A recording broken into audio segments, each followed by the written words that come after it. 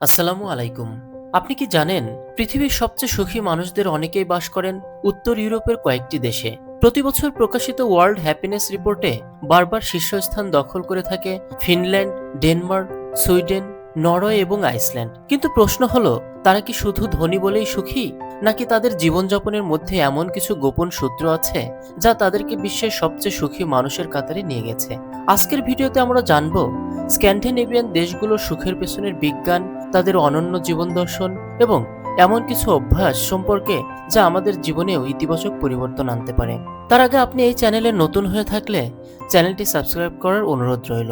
চলুন শুরু করা যাক। যদি আমরা ডেনমার্ক দিয়ে শুরু করি, এখানে একটি জনপ্রিয় ধারণা রয়েছে যার নাম হুগা বা হিগ। এটি কোনো বস্তু নয়, বরং একটি অনুভূতি। পরিবারের সঙ্গে সময় কাটানো, বন্ধুদের সঙ্গে আড্ডা, এক কাপ গরম কফি হাতে নিয়ে বৃষ্টির শব্দ শোনা, কিংবা মোমবাতির আলোয় শান্ত পরিবেশে বসে থাকা, এসবই হিগিয়ের অংশ। যখন আমরা প্রিয় মানুষদের সঙ্গে সময় কাটাই, তখন মস্তিষ্কে অক্সিটোনিন ও ডোপামিনের মতো সুখের রাসায়নিক পদার্থ নিঃসৃত হয়। এই ছোট ছোট উপভোগ্য মুহূর্তগুলো তাদের জীবনে আনন্দ বয়ে আনে। সুইডেনে প্রচলিত আরেকটি ধারণা রয়েছে ল্যাগম, যার অর্থ পরিমিত, না বেশি না কম। বর্তমান পৃথিবীতে আমরা প্রায় বেশি অর্থ, বেশি জিনিস, বেশি সাফল্যের পিছনে ছুটি, কিন্তু ল্যাগম শেখায় জীবনের আসল সৌন্দর্য ভারসাম্যের মধ্যে। অতিরিক্ত কাজ নয়, আবার অলসতাও নয়। অতিরিক্ত ভোগ নয়, আবার বঞ্চনাও নয়। এই মানসিকতায় সুইডিশদের কম চাপ এবং বেশি সন্তুষ্টির জীবন দেয়। ফিনল্যান্ডে একটি বিখ্যাত শব্দ আছে, শিশু, যার অর্থ হলো প্রতিকূল পরিবেশেও দৃঢ়তা, সাহস এবং ধৈর্য ধরে থাকা। জীবন সবসময় সহজ হবে না, চ্যালেঞ্জ আসবেই, কিন্তু শিশু শেখায় কঠিন সময়েও হাল ছেড়ে দেওয়া যাবে না। এই মানসিক দৃঢ়তা তাদেরকে দীর্ঘমেয়াদে আরও স্থিতিশীল ও সুখী হতে সাহায্য করে। স্ক্যান্ডিনেভিয়ান দেশগুলোর মানুষ প্রকৃতির খুব কাছাকাছি থাকে। তারা নিয়মিত বন, পাহাড়, হ্রদ এবং খোলা প্রকৃতিতে সময় কাটায়।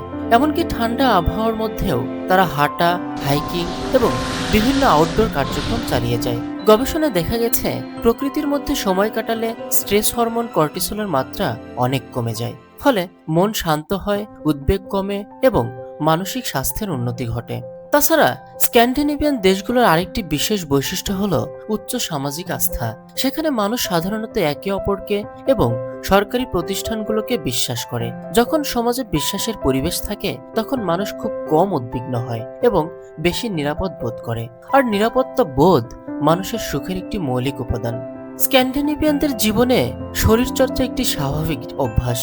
সাইকেল চালানো, হাঁটা, দৌড়ানো, স্কিং কিংবা অন্যান্য আউটডোর খেলাধুলা তাদের দৈনন্দিন জীবনের অংশ। শরীরচর্চা শুধু শরীরকে সুস্থ রাখে না, এটি মস্তিষ্কে এন্ডোরফিন নিঃসরণ বাড়ায়, যা প্রাকৃতিকভাবে তাদের ভালো থাকতে শেখায়।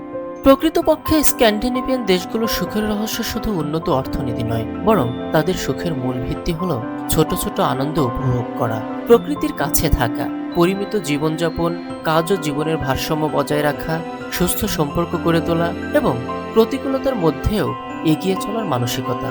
হয়তো আমরা সবাই স্ক্যান্ডিনেভিয়ানে বাস করি না, কিন্তু তাদের এই অভ্যাসগুলো নিজেদের জীবনে প্রয়োগ করতে পারি। কারণ সুখ কোনো গন্তব্য নয়, সুখ হলো প্রতিদিনের ছোট ছোট সচেতন সিদ্ধান্তের ফল। এই ভিডিওটির মেসেজগুলো আপনার হৃদয়ে নাড়া দিয়ে থাকলে চ্যানেলটি সাবস্ক্রাইব করার অনুরোধ রইল।